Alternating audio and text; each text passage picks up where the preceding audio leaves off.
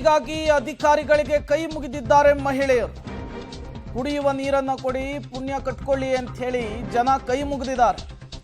ಶಹಾಪುರದ ಸಗರ ಗ್ರಾಮದಲ್ಲಿ ಜನ ನೀರಿಗಾಗಿ ಪರದಾಟವನ್ನು ನಡೆಸ್ತಿದ್ದಾರೆ. ಹೇಳಿ ಕೇಳಿ ಮೊದಲೇ ಬೇಸಿಗೆ, ನೆತ್ತಿ ಸುಡೋ ಬಿಸಿಲು, ಈಗ ಕುಡಿಯೋ ನೀರಿಗೆ ಅಲ್ಲಿ ಹಾಹಾಕಾರ ಶುರುವಾಗಿದೆ. ಅಧಿಕಾರಿಗಳಿಗೆ ಕೈ ಮುಗಿದು ಮನವಿಯನ್ನು ಮಾಡಿಕೊಳ್ತಾ ಇದ್ದಾರೆ. ಪ್ರತಿನಿತ್ಯವೂ ಕೂಡ ಹನಿ ನೀರಿಗೆ ಗೋಳಾಡಬೇಕಾದಂತಹ ಪರಿಸ್ಥಿತಿ ಇದೆ. ನಮ್ಮ ಸಮಸ್ಯೆಗೊಂದು ಶಾಶ್ವತ ಪರಿಹಾರವನ್ನು ಕಲ್ಪಿಸಿ ಪುಣ್ಯ ಕಟ್ಕೊಳ್ಳಿ ಅಂತ ಕೇಳ್ತಿದ್ದಾರೆ.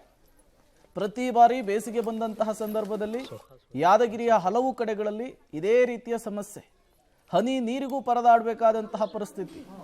ಈಗ ಮತ್ತೆ ಅದೇ ಸಮಸ್ಯೆ ಸೃಷ್ಟಿಯಾಗಿದೆ. ಜನಪ್ರತಿನಿಧಿಗಳು, ಅಧಿಕಾರಿಗಳು ಇತ್ತ ತಲೆ ಹಾಕ್ತಿಲ್ಲ ಅಂತ ಹೇಳಿ ಆಕ್ರೋಶವನ್ನು ಹೊರಹಾಕಿದ್ದಾರೆ. ನೀರಿನ ಸಮಸ್ಯೆ ಭಾಳ ಸ್ವಲ್ಪ ನೀರಿಂದೇ ಸ್ವಲ್ಪ ರಿಕ್ವೆಸ್ಟ್ ಮಾಡಿ ಕೇಳ್ಕೊಂತೀನಿ ರೀ. ಹೆಂಗಾರ ಮಾಡಿಕೇಶ್ ನಮ್ಗೆ ನೀರು ಬರಂಗೆ ಮಾಡ್ಬೇಕ್ರಿ. ನಮ್ಗೆ ಈ ಸಿದ್ದದೊಂದು ಬಾಯಿ ಆದ್ರೆ ನಮ್ಮ ಏರಿಯಾಕ ನೀರು ಸೇದಿ ಹೆಣ್ಮಕ್ಳು ಬಾಣಂತಿಯರು ಮುದುಕಿಯರು ಎಲ್ಲ ಸೇದಕ್ಕೆ ಆಗಲ್ರಿ ಅವ್ರ ಕೈಲಿ.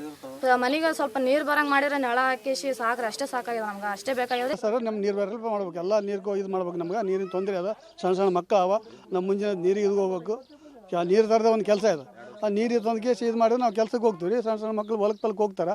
ಎಲ್ಲ ಹೆಣ್ಮಕ್ಳು ಒಂದು ತೊಂದರೆ ಅದ, ಗರ್ಭಿಣಿಯರ, ಸಣ್ಣರ, ದೊಡ್ಡರ.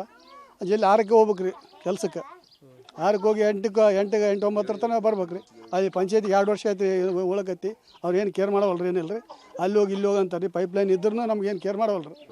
ತ್ರಾಸಾಗ್ಯದ ನಮ್ಗೀಗ. ತ್ರಾಸಾದಷ್ಟೇ ಏನು ಅಲ್ಲಿ ತಂದೆ ಇಲ್ಲಿ ತಂದೆ ಅಂತ ಆಗ್ಯದ್ರಿ. ಹಿಂಗೆ ಮನ್ಯಾಗ ನೀರು ಇಲ್ದಂಗೆ ಕುಂತೀವಿ ರೀ. ಈಗ ಸೇದಿ ತಂದು ನಮ್ಗೆ ವಯಸ್ಸು ಆಗ್ಯದ್ರಿ. ಈಗ ಹೌದಾ ಇಲ್ರಿ?